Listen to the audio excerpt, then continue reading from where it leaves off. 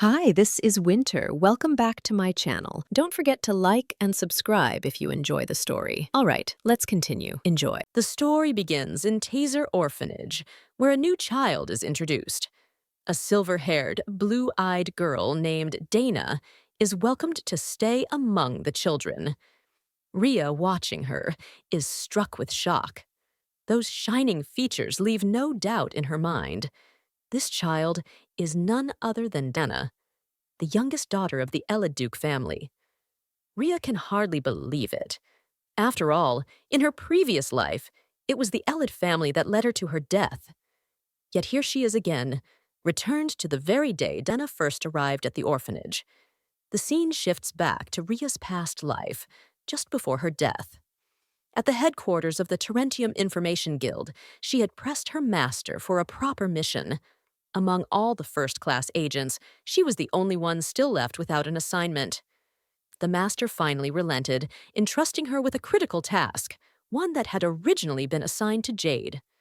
Proudly, Ria accepted, determined to prove her worth. Later that evening, she met Jade in a bar.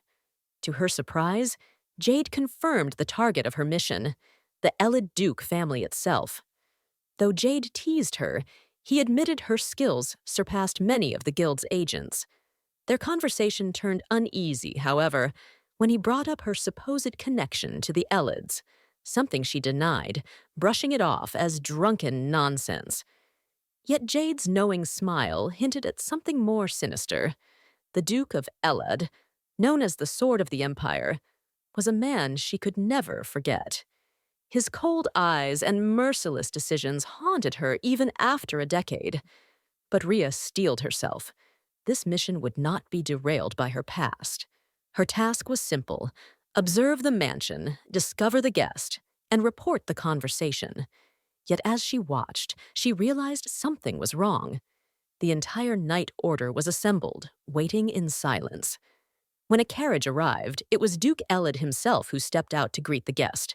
Clearly, this was no ordinary meeting. As Ria prepared to follow, a blade touched her throat. It was Lucio Elid, the Duke's eldest son.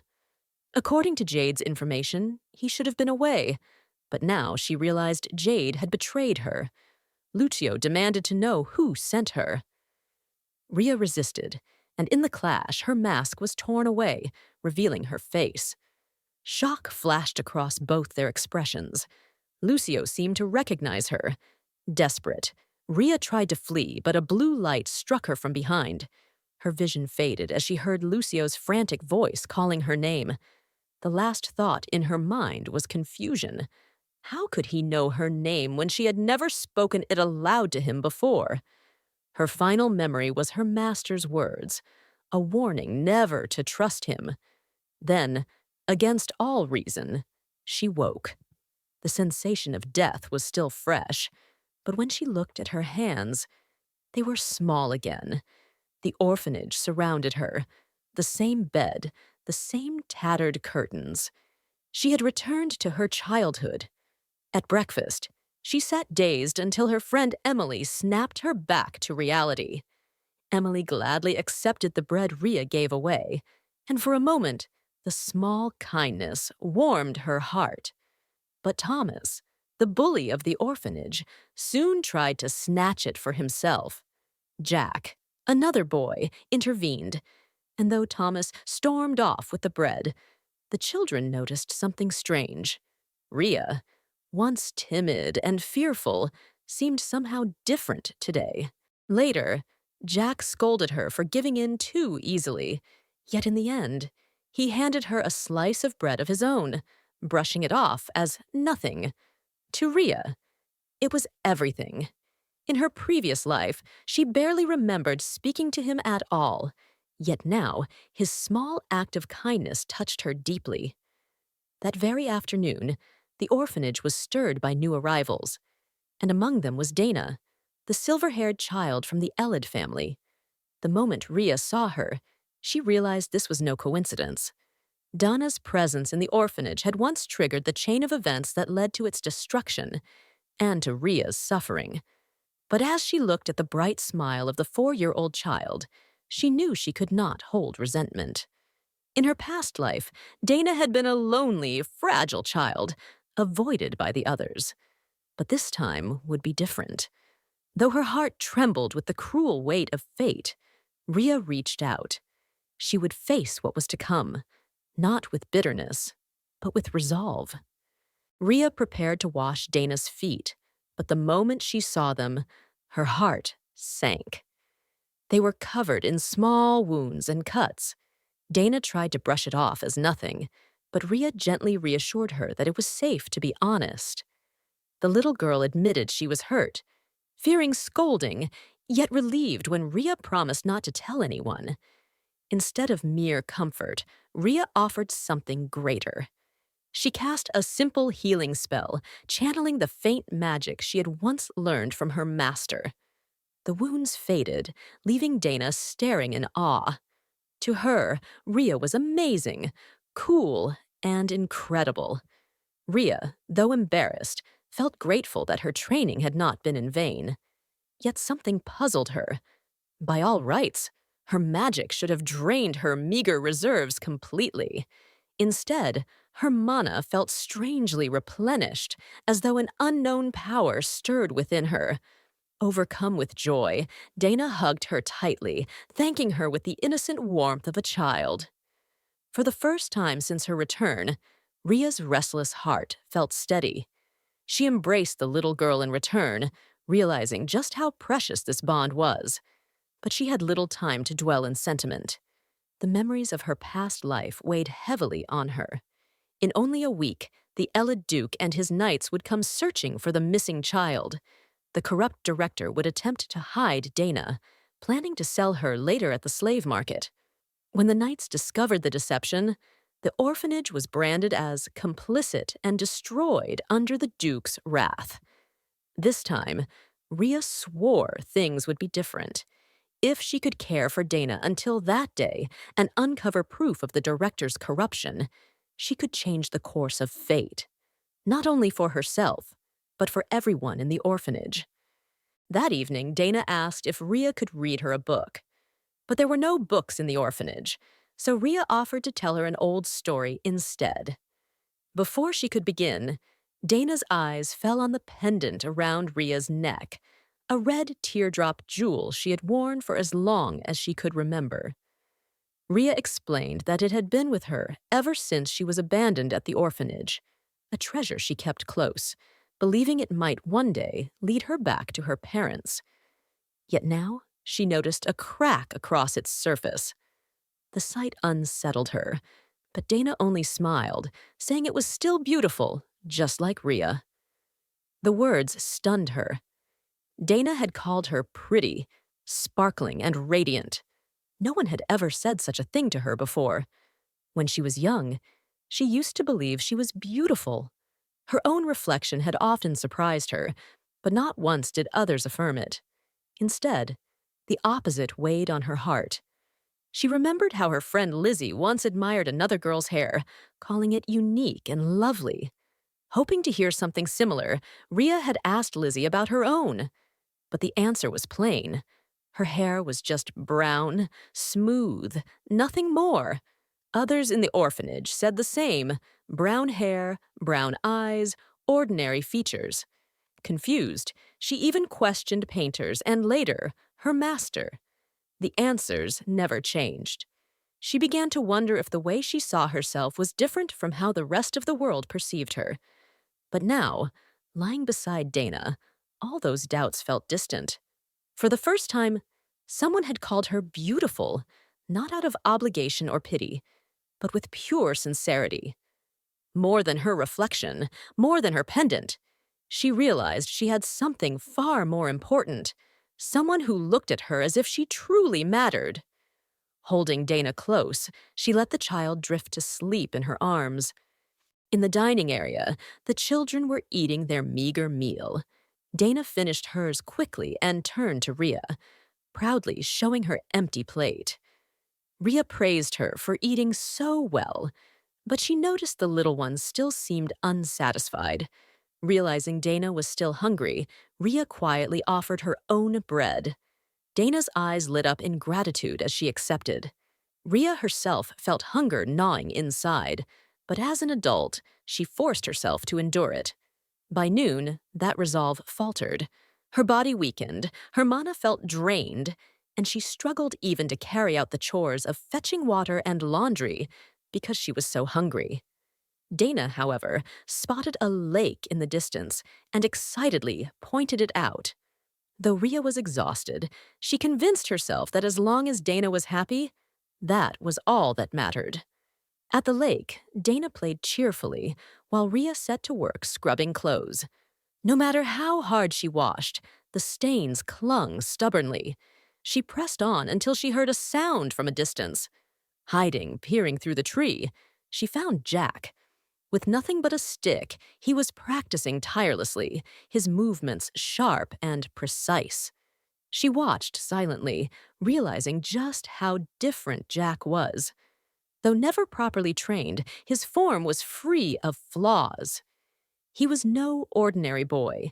He was destined to become one of the Empire's 3 great knights, a sworn sword master, and the one who would one day stand as Dana's loyal protector.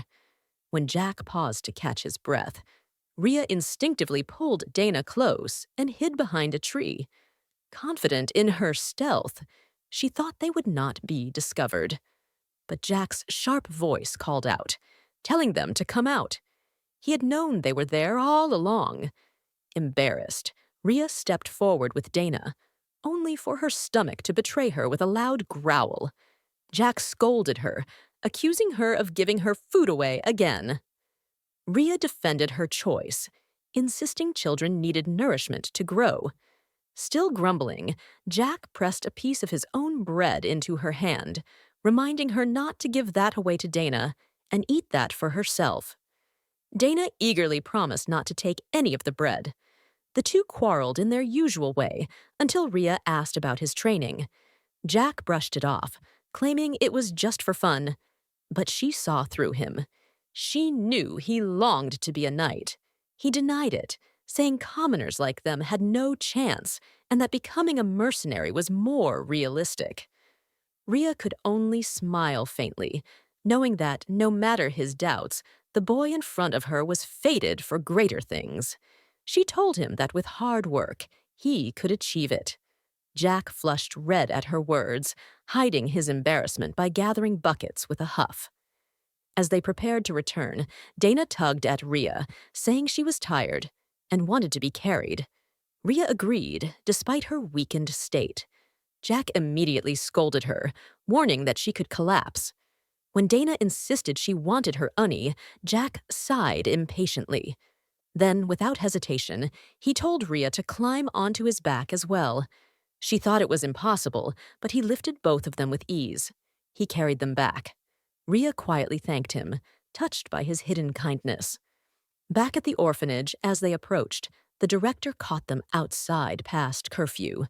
His dark presence loomed as he demanded to know their ages and warned them not to wander again. Dana trembled, calling him a scary old man. Rhea comforted her, telling her he was gone, but inside she seethed. She remembered how, in her past life, Duke Elid had one day uncovered the director's cruelty and destroyed his hold over the children. That day was not far off again. If she wanted to protect Dana and the others, she needed evidence strong enough to expose him. Meanwhile, at the Elid residence, the search for Dana pressed on. The Duke's knights reported that they had combed the orphanages and back alleys, but there was still no trace of the young lady. Duke Elid ordered them to expand the search to neighboring kingdoms and inspect every ship that had docked. His heart ached as he remembered the day his daughter went missing during a festival. At first, he believed she had simply wandered off, but the days passed without her return. He could not help but recall the pain of an old friend who had once lost a child in the same way. One night, Taze had pushed himself beyond his limits, refusing food and rest in his desperation to find Dana. The Duke reprimanded him, warning that in his current state, he was useless. Taze bowed in shame, vowing to do better. But not all in the room shared the same sincerity. Sid, another night, watched with a sly smile. It had been his scheme to spread rumors that Taze was being dismissed from Dana's guard, intending only to cause minor trouble. Yet the plan had grown beyond his control, eroding Taze's standing with the Duke entirely. For Sid, this outcome was even more convenient. The Duke then issued new orders. He and Taze would search the western lands, while Sid was commanded to track east and coordinate with Count Marietta. Both knights acknowledged the command, Sid concealing his sinister satisfaction behind his bow. Night fell over the orphanage, and Rhea quietly moved forward with her plan to expose the director. While Dana slept peacefully, she slipped out of their room and made her way down the dimly lit hallway. At the director's office, she knelt by the locked door, working carefully until the mechanism gave way with a faint click. Inside, she began searching through ledgers and account books stacked on the shelves. But as she turned page after page, disappointment clouded her face. There was little more than fragments, hardly enough to prove anything. She knew the director had to be hiding the truth elsewhere. Determined, she focused her mana, letting it flow through the room in search of something unusual. A faint response pulsed beneath the carpet. Pulling it back, she uncovered a hidden latch. Beneath it lay a chest, heavy and sealed. When she lifted the lid, her breath caught.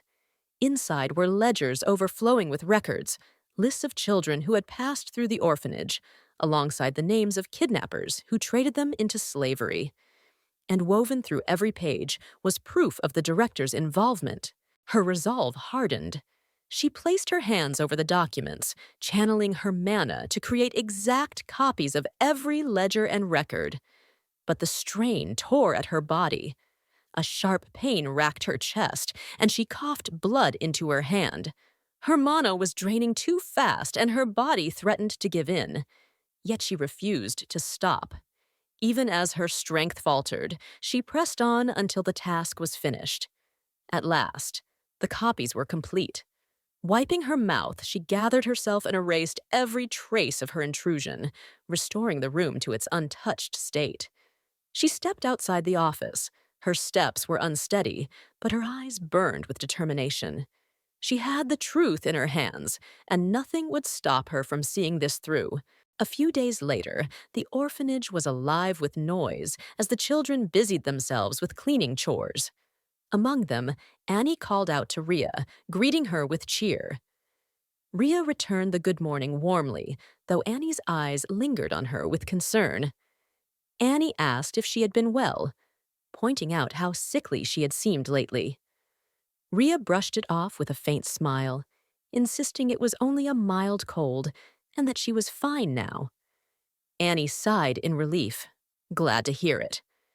Inside, Rhea's thoughts betrayed the truth. Since sneaking into the director's office that night, she had collapsed with a fever. Only now had she recovered enough to even manage the simplest of spells. She thanked Annie for worrying, intending to say more, but the sharp, cutting voice of the director broke through the air. He barked at the children, accusing them of slacking off, demanding that they stop talking and clean. Annie flinched, apologizing quickly as she rushed back to her chores. The director muttered curses under his breath, complaining that his head was ready to explode. That single phrase made Rhea's heart jolt. Eled. The name echoed in her mind. Could it be? Was the Duke of Eled finally here? Her thoughts were interrupted when the director's finger leveled toward her. He demanded that she bring the new girl. Rhea froze in disbelief, and when she hesitated, he shouted again, telling her to move. She ran at once, her heart pounding. Should she flee now? But no. If she missed this chance to meet the Duke, then Dana would surely be hidden away, locked in the attic just as before. And though the Duke would eventually find her, the delay would only lead to the director's fury being unleashed upon all the children. That future could not be allowed. She hurried until she found Dana. The little girl's eyes welled with tears as she whimpered that she had fallen and scraped herself. Ria rushed to comfort her. Dana sobbed, apologizing, ashamed that after being so carefully washed, she had dirtied herself again. Ria held her close, soothing her, telling her not to cry, that falling was nothing to be ashamed of. Laundry could always be redone. That reassurance made Dana cling to her sister with relief. But the moment was shattered by the thunder of footsteps. The director's voice bellowed from behind them, demanding to know what was taking so long. He spotted them at once, accusing Ria of stalling, and stepped forward to seize Dana by the arm. Ria's heart screamed in defiance. She couldn't let it happen. Not like this. If she had to be the one locked away, so be it. She would protect Dana no matter what. The director ordered her to move aside, but before he could advance, another voice cut through the tension. A steady, resolute tone pointed out how frightened the children were. Jack had stepped between them. Ria gasped at his sudden appearance, calling his name in disbelief. Jack glanced at her quickly, asking if she was hurt. She managed to say she was fine, but the director's face twisted with rage. Snarling about insolent brats, he lunged forward and struck Jack hard across the face. Ria's cry echoed through the hall as Jack crumpled. Moments later, the director dragged all three of them to the attic. His lips curled into a cruel smile as he shoved them inside, declaring that they were arrogant punks and would rot there for a while. The door slammed, and the lock turned with a finality that sent Dana trembling. Ria turned to Dana immediately, asking if she was hurt. Dana shook her head, more worried for Ria instead. Ria said she's all right. But Ria's attention was already drawn to Jack. He lay still, unconscious, his injuries deep and dangerous. Her panic rose. How could they escape like this? Then, she caught sight of something, a thin beam of sunlight spilling through a boarded window. Desperation fueled her as she pressed against the boards, pounding them with all her strength. Pain seared her hands, but she couldn't stop. Jack's condition was worsening, and Dana was terrified. If they waited for the Duke's arrival, there was no telling what horrors the director might unleash first. They had to escape now. Her bloodied hands finally split the boards open, just wide enough to squeeze through. She leaned forward, gazing down at the drop. Risky, but it was the only way. Behind her, Dana's soft voice trembled, noticing the wounds on her sister's hands. Ria forced herself to smile. She promised Dana she would return with her father. Until then, she entrusted Jack's care to her. Dana clung to her desperately, begging her not to go. But Ria could not waver. With one last look, she climbed through the window and leapt. At the entrance of the orphanage, the Duke arrived with his knights. He looked around at the rugged terrain and remarked with disbelief that an orphanage even stood in such a mountainous place. Bianca, the captain of his knights, reported that after searching the area, nothing suspicious had been found. The Duke acknowledged her effort and ordered that the director be brought before him. Bianca obeyed at once. The director appeared quickly, bowing with exaggerated courtesy. He apologized for not knowing such an esteemed guest would visit, and, as requested, claimed to have gathered all the children in the orphanage before them. Bianca leaned close to the Duke and whispered her suspicion. She said the director's behavior toward the children and his evasive answers were highly suspicious. The Duke agreed quietly. Then, stepping forward, he addressed the children. He asked if they had ever seen a girl with silver hair and blue eyes. The children looked at one another nervously in silence. From behind, the director barked angrily, commanding them to answer. The frightened children stammered that they did not know, insisting they had never seen such a girl. Within his mind, the director gloated. He had spent half of his fortune to install anti-detection artifacts in the attic and vault. Even Duke Eled would not uncover the truth so easily. The Duke's expression hardened. He warned the children that lying would bring severe punishment. But again they trembled, repeating that they truly did not know. Then it came. A sudden surge, a wave of mana flooding through the air. Both Bianca and the Duke felt it instantly. Bianca exclaimed that the flow of mana was incredibly strong and far from ordinary. The Duke confirmed he felt the same. His eyes fell on the director, who grew pale with fear. Calmly, the Duke requested to look around the orphanage. The director forced a strained reply, agreeing. Soon after, Bianca's sharp voice rang out. She had found something. The knights and the Duke rushed to her side. There, on the ground, lay Rhea, her small body overflowing with mana that had spiraled out of control. Bianca was startled that such a child had endured in a place like this, and noted that if left untreated, her life would be in danger. She acted quickly, casting a healing spell over Rhea. The Duke allowed it, his gaze still fixed on the child. A cry pierced the air from above. From an attic window, Dana shouted a single desperate word, "Daddy!" The Duke's composure broke at once. He called her name, ordering her to stay where she was. Then he barked commands to his knights to rescue her immediately. They obeyed without hesitation. On the ground, Rhea gasped and awoke. Startled, she looked at Bianca, who gently asked if she was awake. Rhea muttered in confusion about the place, then her eyes widened as she recognized the Duke. In her mind, she thanked fate. Duke Elid had found them, even though the future had already twisted too far. She rose shakily to her feet, dropped to her knees, and pleaded before him. She begged the Duke to help them, crying out that her friend Jack was in danger, locked up in the attic with Dana. Bianca turned to the trembling director, demanding whether he was the one responsible. Rhea shouted, "Yes!" She exposed him as cruel, one who had tried to sell them all as slaves. The director was stunned. Bianca's voice hardened at the accusation of slavery. The director panicked, calling Rhea a liar and raging at her. He raised his hand to strike her down, but Bianca intercepted swiftly, subduing him and forcing him to the ground. His screams filled the air as he was restrained. Bianca turned to Rhea, asking if she was unharmed. Rhea assured her she was. At that moment, one of the children in the crowd called Rhea's name with relief, overjoyed to see her safe.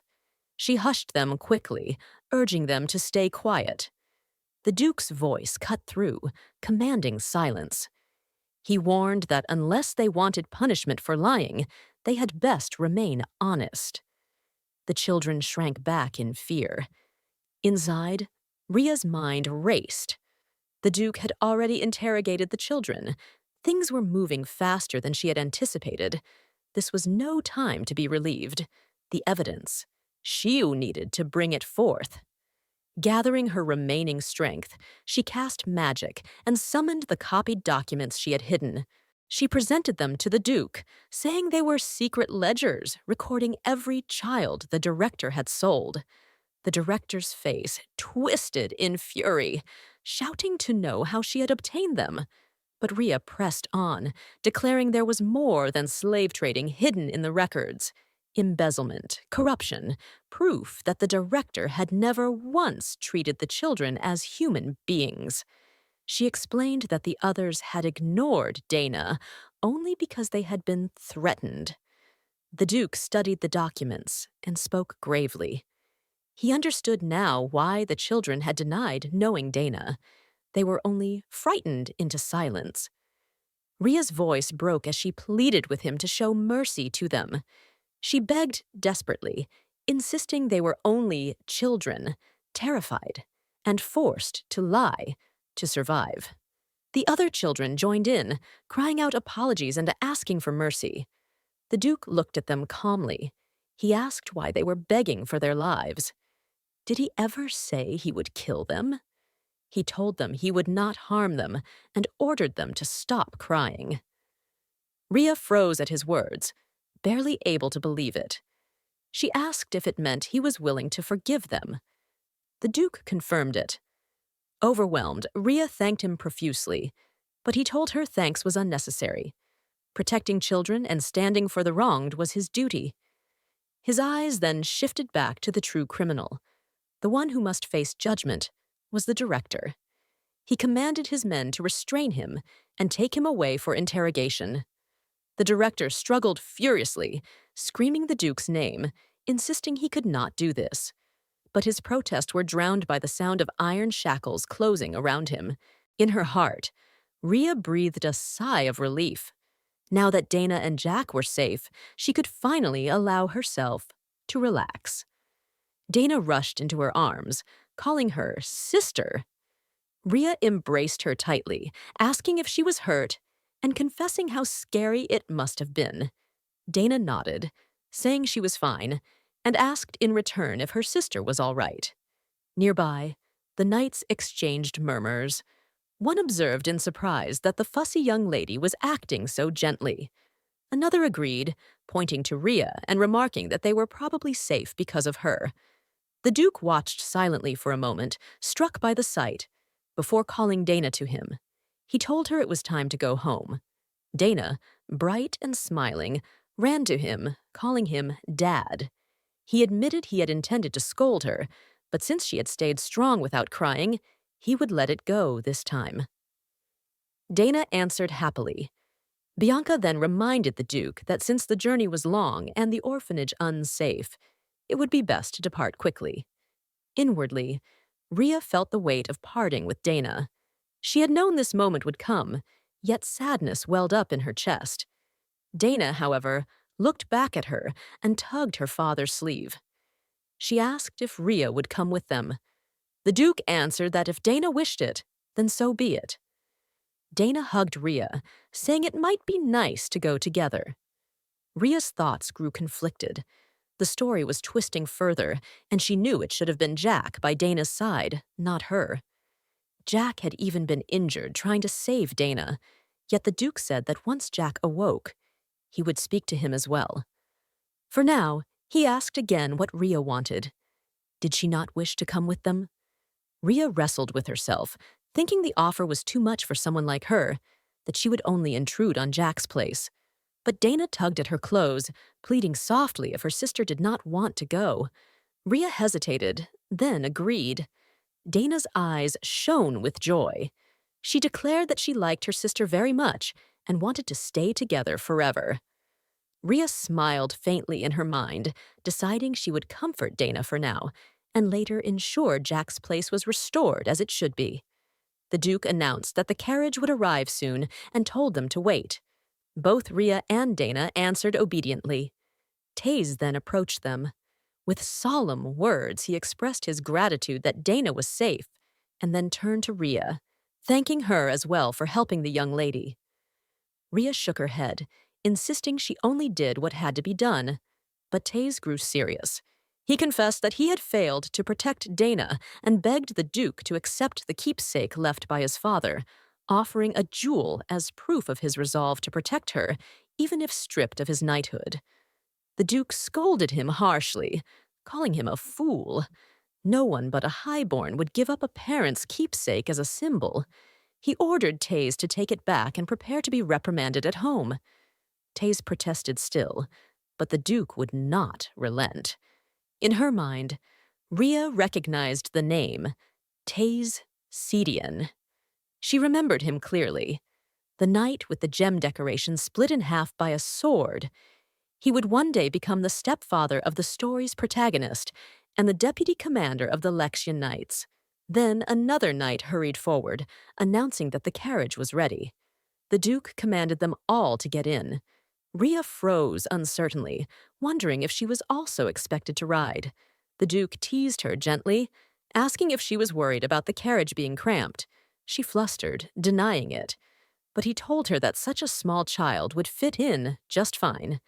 Dana pulled her hand and invited her warmly to ride together.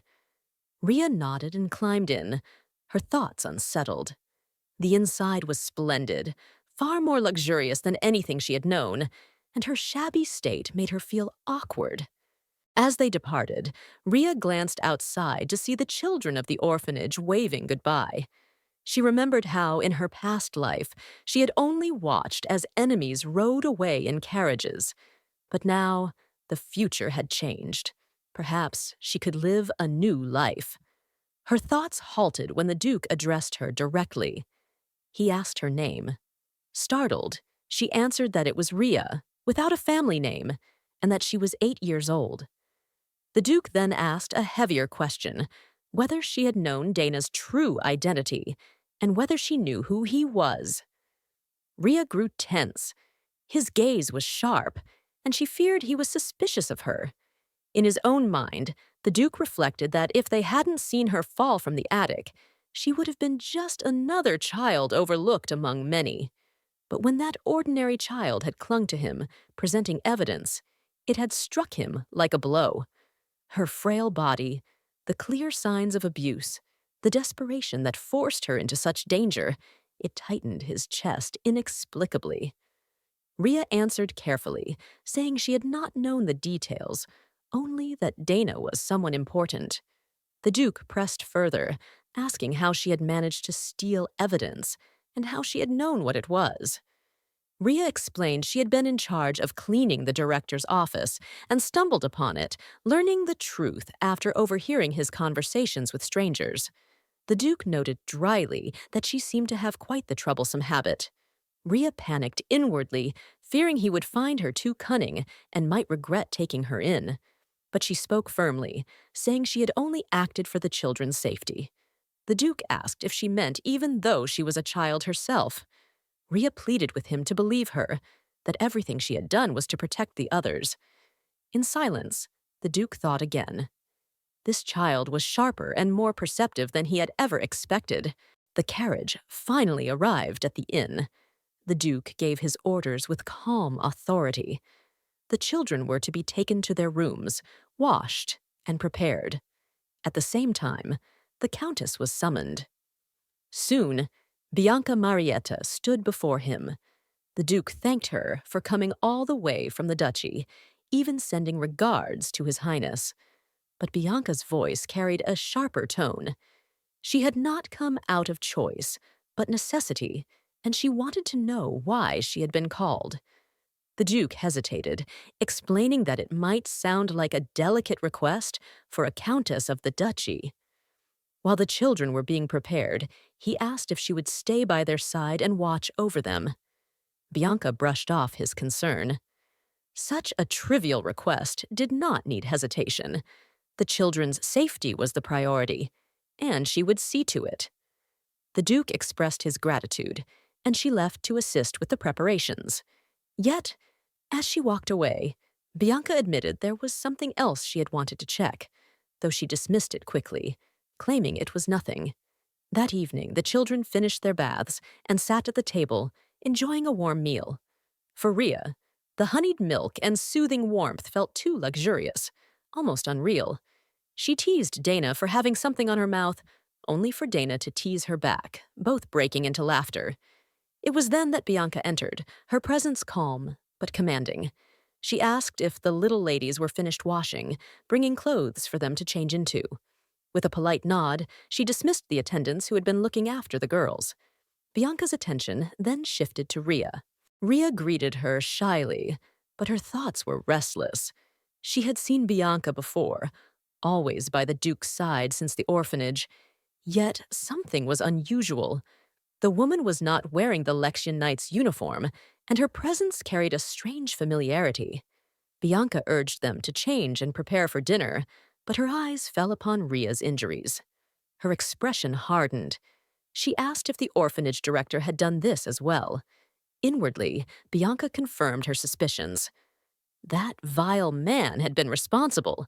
She admitted she had no gift for healing magic, but once they reached the duchy, she would summon a cleric. Ria was startled. A cleric? For someone like her, it felt excessive. But Bianca did not waver. Healing the wounded was natural and necessary, and there was no reason for Ria to refuse. For the first time, Ria felt something stir inside her. This woman was not only angry for her, but worried as though the wounds were her own. Warm-hearted, righteous. Unlike anyone else she had known, curiosity grew. Ria asked if Bianca was a mage, since she had mentioned healing magic. Bianca explained that she was a magic swordsman. Ria's eyes widened. A magic swordsman. Not a title given lightly. Only a knight who had mastered the aura to a high degree could claim it. The realization struck her. Could this woman truly be? Gathering courage, Ria asked her name. The answer came without hesitation. Bianca. Bianca Marietta. The name rang in Ria's mind like thunder. Bianca Marietta, the illegitimate daughter of a lowly viscount, had risen to become a countess through unmatched swordsmanship and overwhelming battle magic, a legendary figure who had turned the tides of war. The very person Ria had admired for as long as she could remember was standing right before her eyes. Ria looked at Bianca with gratitude, recalling the moment she had been saved from the attic. She thanked her sincerely, but Bianca brushed it off, saying she had only done what needed to be done. With introductions finished, Bianca urged them to prepare for dinner, and both Ria and Dana laughed in agreement. When the three entered the dining hall, Bianca announced that she had brought the young ladies. The Duke acknowledged her efforts with formal thanks, though she downplayed her role. Dana eagerly called Ria to sit beside her, but hesitation filled Ria's chest. She worried about the difference in status. Was it truly proper for someone like her to sit at the same table? The Duke's voice cut through her hesitation, commanding her to sit and eat. At his words, Ria obeyed, and Dana's joy brightened the room. For Ria, the sight of the meal before her felt overwhelming. It had been so long since she had eaten something that could be called a proper meal. The moment of warmth was interrupted when a servant whispered urgently into Bianca's ear. The Countess turned to the Duke, apologizing but insisting she had something important to report. The Duke urged her to sit and eat first, but Bianca explained that she had to return to the duchy immediately. His Grace had contacted her through the communication channel. An urgent matter had arisen. The Duke was taken aback at the suddenness of her departure. He had wished to properly thank her once they arrived at the ducal residence, but it could not be helped. He asked her to convey his gratitude to the Grand Duke as well, for sending her so far. Bianca accepted his understanding. Ria's heart sank. Bianca was already leaving.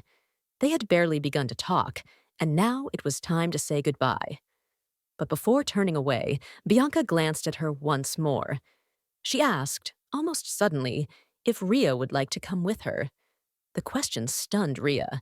The Duke himself demanded an explanation. Bianca answered plainly.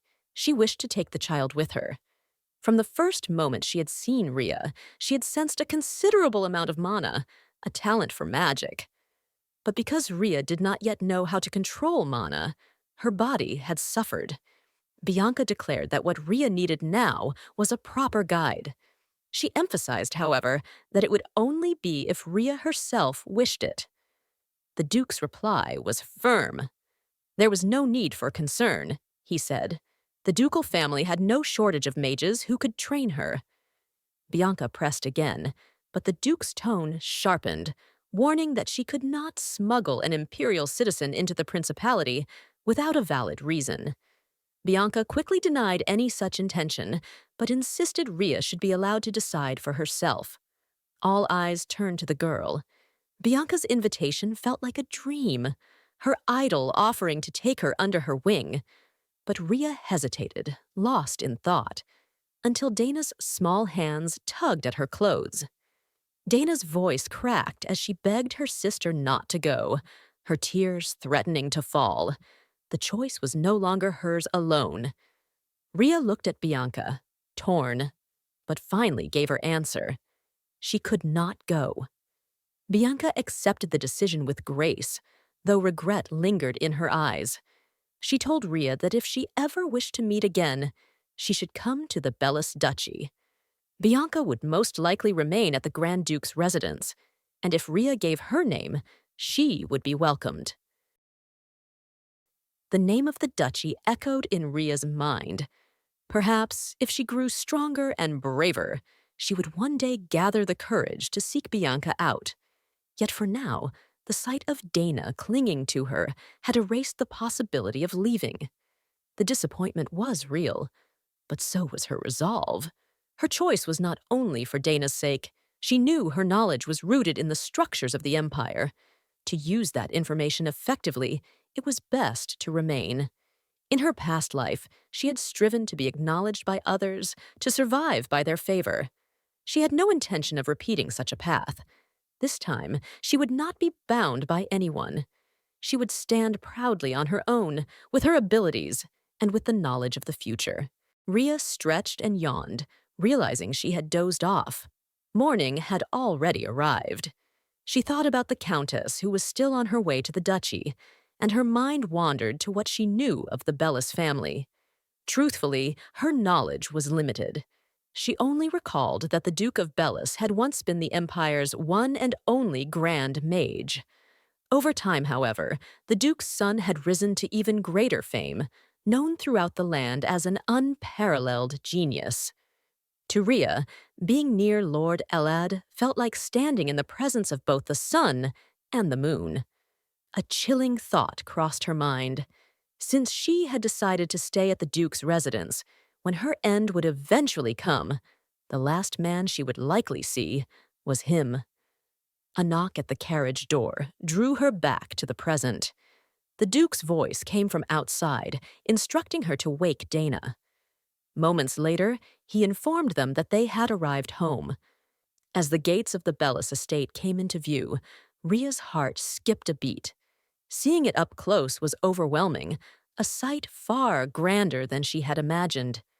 The carriage stopped, and waiting there was a boy who rushed forward, embracing Dana. It was Alan, her brother, the second son of the Duke. His voice trembled with emotion as he scolded her for arriving only now, demanding to know where she had been. Then another presence appeared, warm and graceful. The Duchess herself, who had missed her daughter dearly. Dana broke into a run and fell into her mother's arms. Watching them, Ria thought to herself how fortunate Dana was to finally return to her family's embrace. Still, a question gnawed at her mind. What would become of her once the headmaid came to deal with her? Her thoughts were interrupted when Alan turned his sharp gaze toward her. He demanded to know who she was, his suspicion dripping with hostility. Ria, caught off guard, asked if he truly meant her. Alan's tone grew harsher. Of course he did. There was no one else. He accused her of clinging to his little sister, claiming she must have some hidden motive, some agenda for following Dana so closely.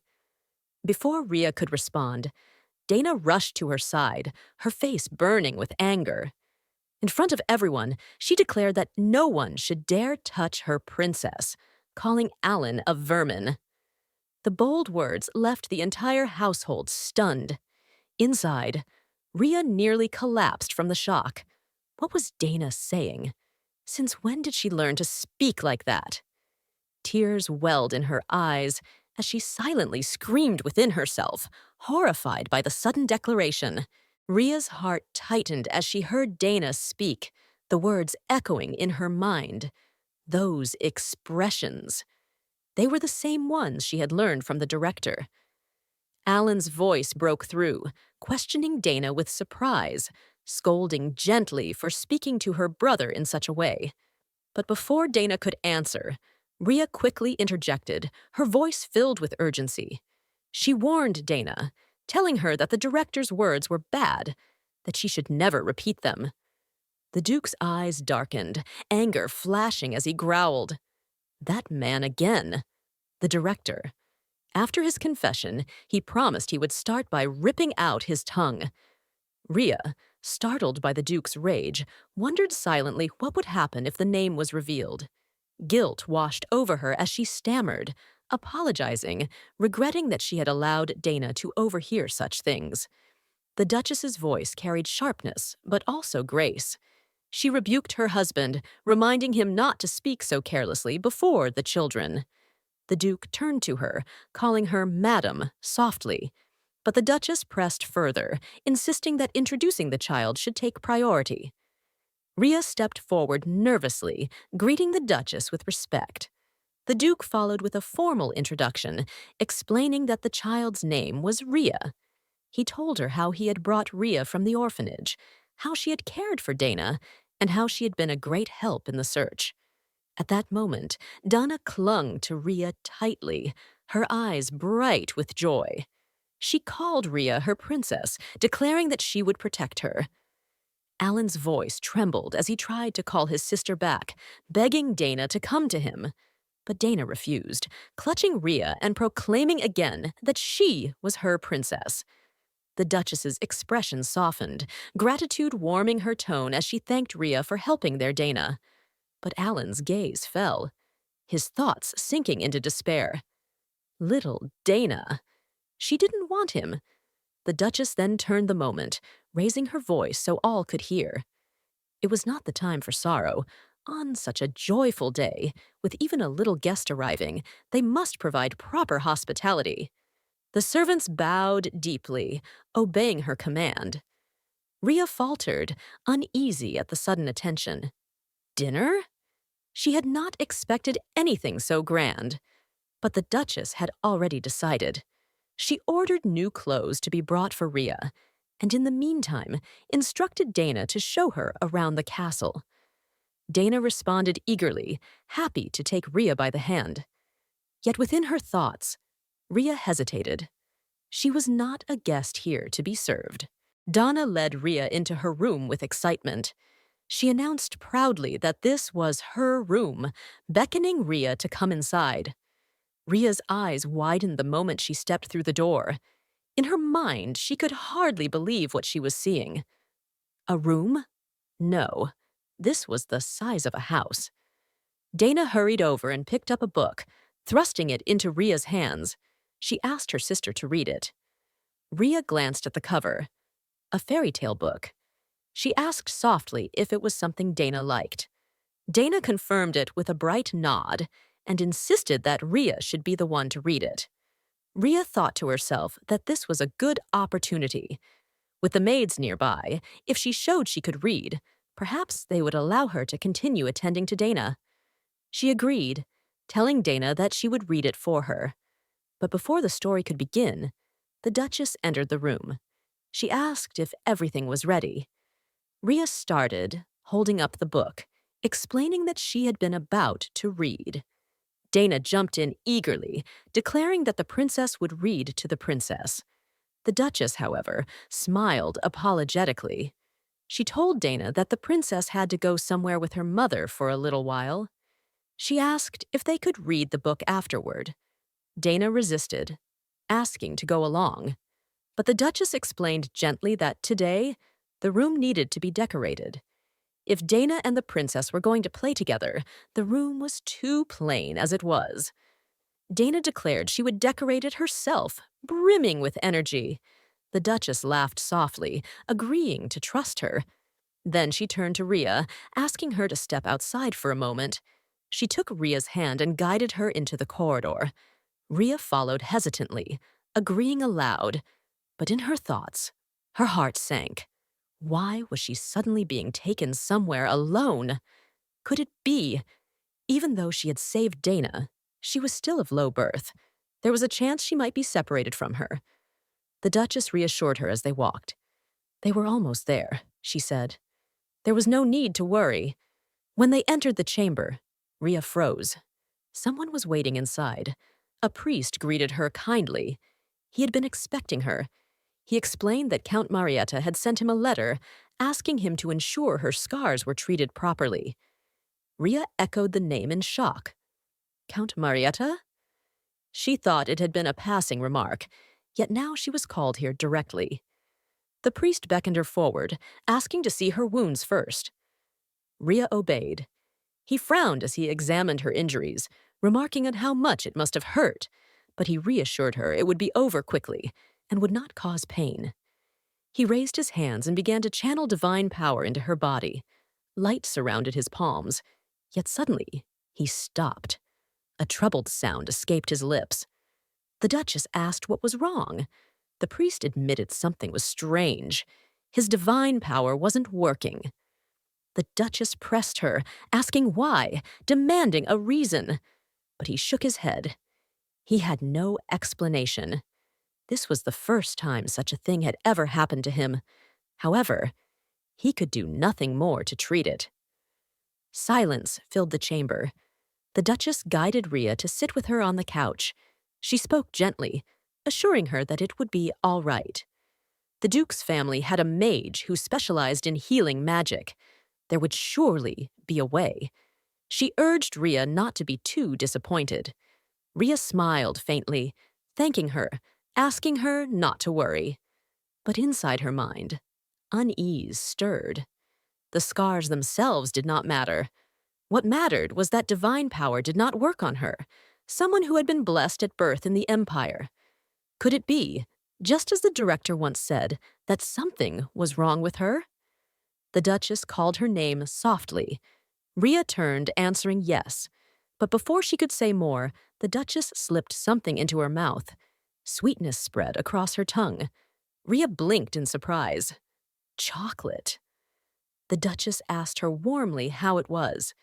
She explained it was a magical medicine that would make her feel better. She smiled, asking if Rhea felt any better now. In her mind, Rhea remembered. She remembered the kindness in her previous life was also given to her by Lucio. The way Lucio always asked, "How do you feel now? A bit better?" She wondered who Lucio had inherited such tenderness from. Rhea nodded, telling her she felt much better. She thanked her sincerely. The Duchess beamed. Good. Then, she said, it was time for a meal. Rhea agreed, following after her. In her heart, she marveled at the kindness shown to a child like herself. She was truly grateful. But when they entered the gazebo in the garden where the food is served, Rhea faltered. The grand table was set with dishes too overwhelming for her. She thought desperately that such meals were too much for her to accept. From across the table, Alan's eyes were fixed on her, staring with an intensity that pierced her where she sat. At the dining table, tension brewed when Alan noticed Rhea seated between him and Dana. He couldn't hide his anger, insisting he did not want to eat beside her.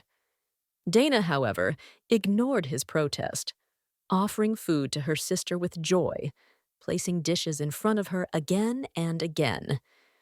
Rhea felt her appetite fading, muttering her discomfort at the scene. Alan, frustrated, mocked her, accusing her of eating without any awareness.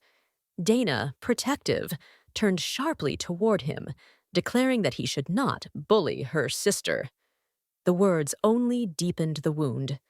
With tears welling up, Alan shouted back that Dana didn't understand his feelings. He rose abruptly from his chair, crying, and with a breaking voice, told Dana he hated her before running away. The atmosphere grew heavy. Rhea lowered her head, apologizing to the Duchess, believing herself the reason for the young master's outburst. But the Duchess gently reassured her. She insisted the fault was not Rhea's, but her own for allowing such a situation to unfold. With a soft chuckle, she excused Alan's behavior, explaining that he was still a child, shy, sensitive, and easily flustered.